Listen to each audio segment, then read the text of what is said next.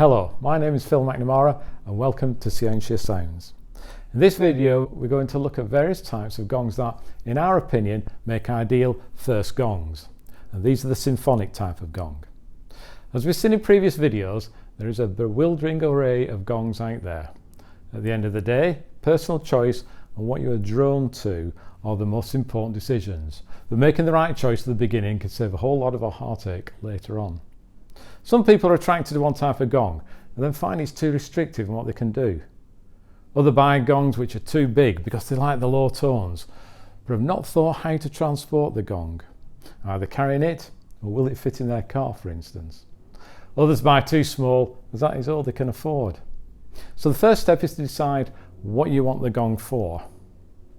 If you're a percussionist, then you want a gong, or more than one gong, that fits the style of music that you're playing.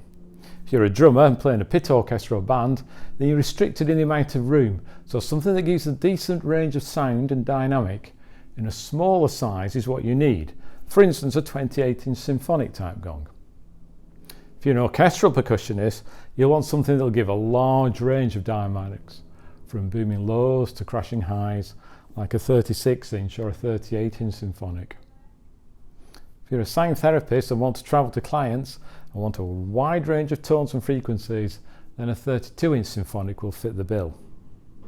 Of course, these are just suggestions, not rules, but we do suggest that you think long and hard about what you want the gong for, where it will live, how you'll transport it, the size of stand it will require, and the type and size of mallets. For instance, the maximum width between the rear suspension turrets in cars outside of the United States is 39 inches or 1 metre. And the largest size that can be comfortably carried on the underground or subway is 28 inches or 70 centimetres. Overall, Scientia Sounds recommends a 32-inch gong as your first gong.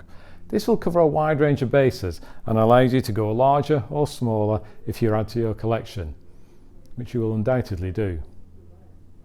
For the purposes of this video, we'll concentrate on the following gongs for consideration as your first gong: the Chinese Chow Gong, the Chinese Wind Gong, the Pisces Symphonic Gong, the minol symphonic Tam Tam, the Tone of Life Cosmo or Air Gong, and the Gongland Universe Gong. Our apologies for all those manufacturers and artisan gong makers who also produce equally fine, if not better gongs than the ones we've chosen here. But we had to make a choice, and these gongs are the commonest types being produced, hence should be reasonably easy to obtain without too much of a wait time.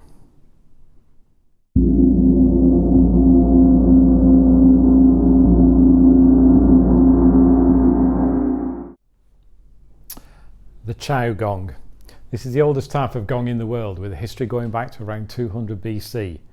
This is the preferred type of gong or tam tam used by the majority of the orchestras in the world today. Indeed, up until the 1950s, when the Pisces Symphonic Gong made its appearance, the Chow Gong will have been what most composers would have imagined when writing for these instruments in their compositions. The Chow is equally at home being used for sound therapy purposes. Produces a wide range of frequencies and tones, very earthy in feeling, and being made from bronze, is particularly good at really reaching inside the body and pulling up to the surface that stuff that you don't want to deal with, but you have to if you want to get on with your life.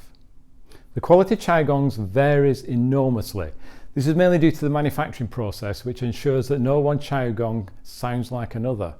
You get a pretty unique gong when you buy a Chow, and the same can be said of the window phone gongs as well. This means you really have to go and listen and play the gong before purchasing. A good dealer should be able to help with this. If you're buying second hand, ask for a good sound file. Remember also that bronze gongs are not and do not sound the same as nickel silver gongs. They are different. This needs to be remembered, especially if you've been brought up on German nickel silver gongs. They can be played with a variety of mallets, but those made out with a wool wound coverings on the heads tend to bring out the better sound, as they seem to pull out the sound because of their harder texture. Where Chow Gongs significantly score over their nickel silver counterparts is on price, normally being about 2/3, sometimes half the price of an equivalent sized German nickel silver gong from, say, Pisces. Finally, Chow Gongs are heavy. A 40-inch Chow weighs in at a whopping 25 kilograms or 40 pounds. If you're tempted to buy a large gong, you really need to keep this in mind. Sizes range from about 8 inches up to 60 inches routinely.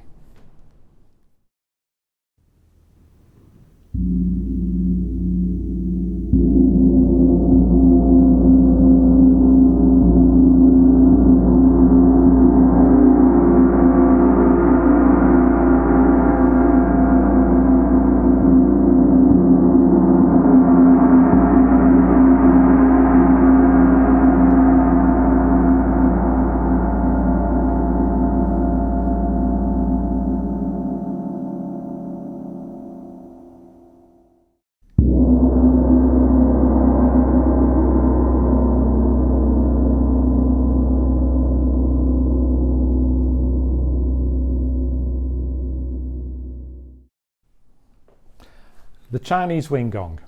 These tend to be the preferred Chinese gong for sound therapists. They're convex in form with no turned over edge and are completely lathed, and these make them quite attractive to look at. They're rarely used in orchestras and bands as they're not powerful enough to cut through the orchestral texture, though one or two have been used in studio recordings where they can be mic'd up. But it's this very polite quality that endears them to the sound therapy community. The wing gong shares many of the same qualities as their Chow cousins.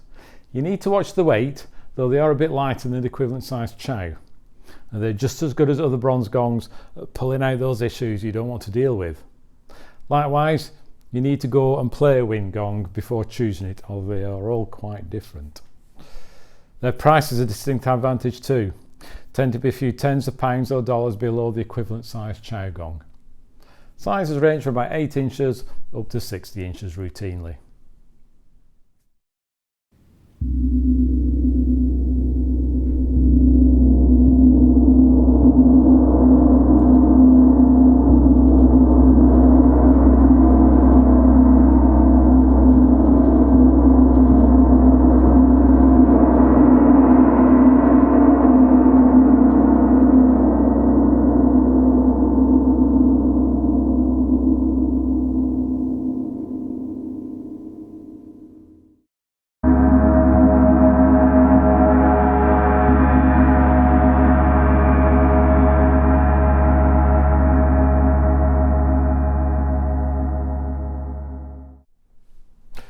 The Paiste symphonic gong.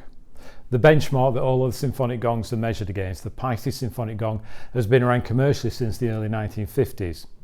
Equally at home with orchestras or sound therapists, these gongs made of nickel silver brass provide a very good quality starter gong.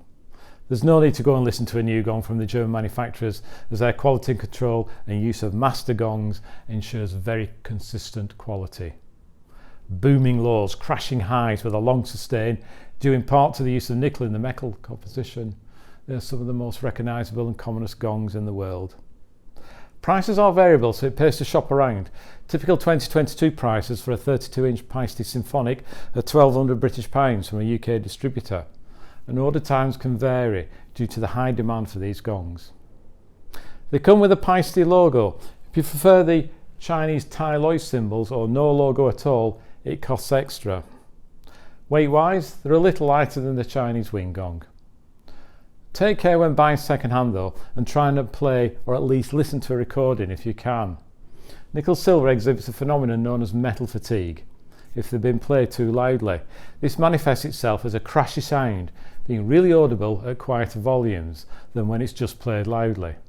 Be also aware that the metal thickness has been reduced over the years, so older, good condition symphonic gongs sound a little deeper than their modern counterparts. Sizes range from 20 inches up to 60 inches routinely.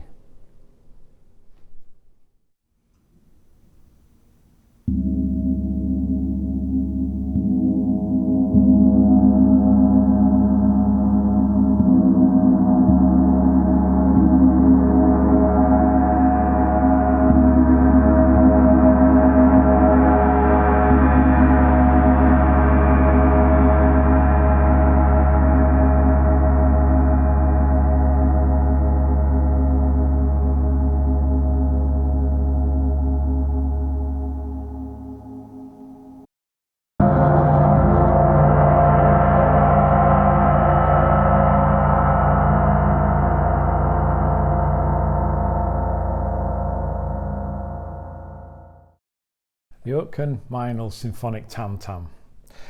These gongs made their first appearance around 2011. The minol's answers to the pipe symphonic gong, they used the moniker symphonic tam-tam to avoid confusion. That said, there's very little difference between the two types. Minol and Oatken gong sound a little deeper than the equivalent sized pipe symphonic when struck quietly, but have a thinner middle section when transforming through to the louder volumes compared to the pipe version. The gongs are actually made by Broder Oatken, one of the best gong makers in the world at present, and you can buy his version of the symphonic tam-tam direct from Oatken gongs.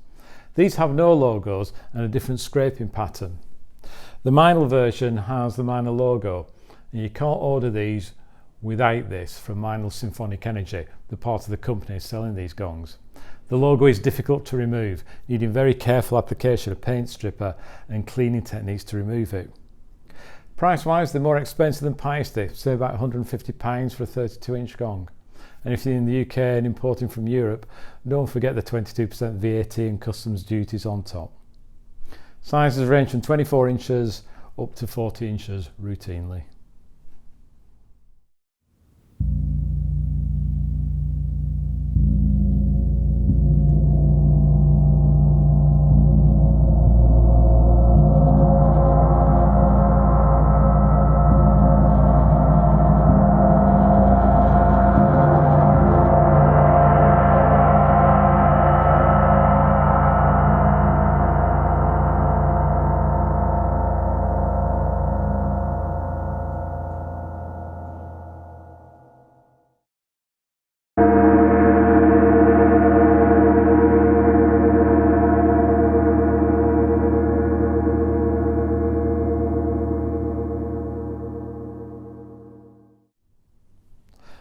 Tone of Life, Cosmo or Air Gong. Tone of Life gongs don't have a gong named Symphonic in their catalogue. Instead, they've chosen the term Cosmo, and these gongs also double as the Air Gong in their 4 element series. They're made from thicker nickel silver brass than their pipe or Oatken counterparts. Hence, they have a deeper, darker sound. They're certainly favoured by those who work with lower tones and frequencies.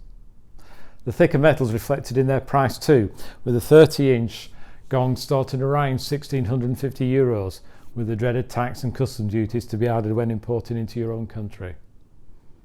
Also, the range of sizes is limited to 30-inch, 36-inch and 42-inch, plus a couple of larger sizes.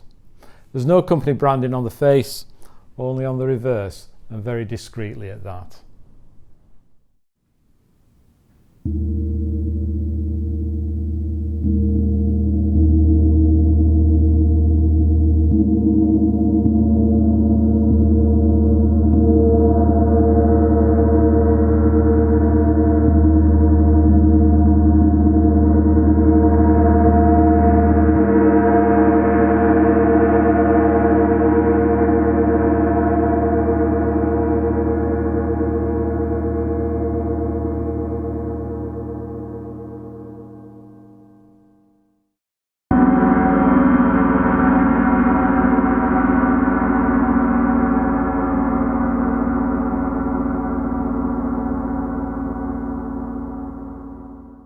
The Gongland Universe Gong. Arguably one of the finest nickel silver gongs available today, the Gongland Universe Gong is their version of a symphonic. Created by its founder Rolf Nietzsche, you can trace his gong making time back to 1977 when he first started work at the Paiste company. It shares many commonalities with the Tone of Life Cosmo gong. For instance, it's made of the same thicker metal and has the same low frequencies when played, although the Gongland Universe gongs do blossom a little more and produce the higher frequencies favoured by many gong players, essentially creating a very good all-round gong. Both sizes and prices are on a par with Tone of Life gongs.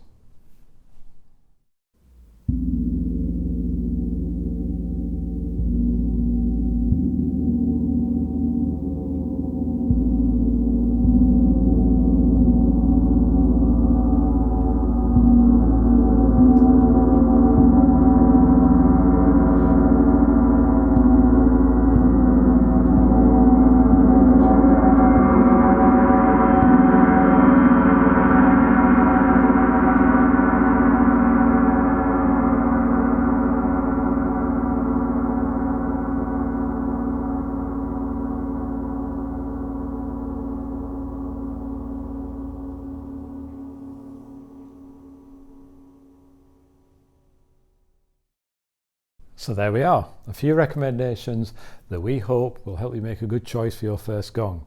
Despite what we said here, it comes very much down to what you are drawn to and what feels instinctively right for you, and this should always be the overriding factor on what to choose. But please think about lifting the gong, how you're going to transport it around, where you'll store it and what you'll use it for. We're all drawn to the larger gongs, but do exercise some common sense. You'll appreciate it in the long run.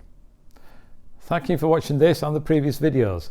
If you've enjoyed them, then please like them and consider subscribing to the Scientia Sounds YouTube channel. Until next time, take care and see you soon.